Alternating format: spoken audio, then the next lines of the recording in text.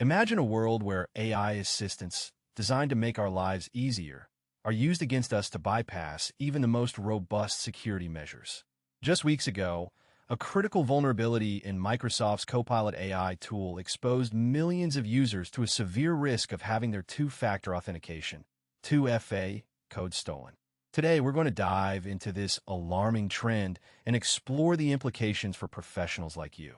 The Copilot vulnerability, discovered in early March 2026, allowed hackers to manipulate AI-generated text to obtain sensitive information, including 2FA codes.